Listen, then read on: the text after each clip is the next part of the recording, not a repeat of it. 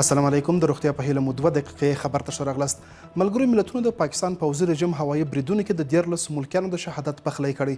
د ملګرو ملتونو د سرمنشي مرستیال ویاند فرهان حق د پاکستان پوځي رژیم له لوري د کونړ، خوست او پکتیکا ولایتونو پر ځینو سیمو سوو هوایي بریدونو کې د 14 ملکي وګړو شهیدېدلو او د 14 نورو د ټپیانه کېدلو خبر تایید کړی دی.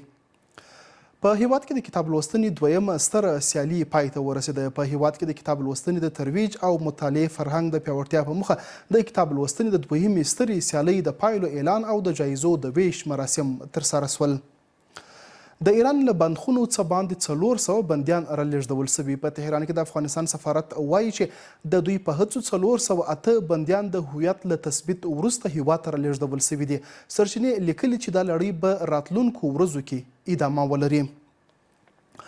یوه ورځ کې 924 افغان کډوالو کورنۍ راستنې او 983 کورنیو ته د استوګنې ځمکې ویشل شوي.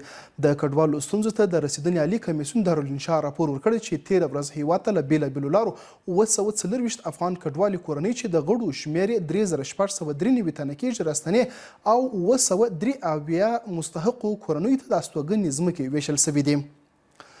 او ایران وایي که هرمز تنګی نه امن کړی سیمه به درته په جهنم بدله کړو.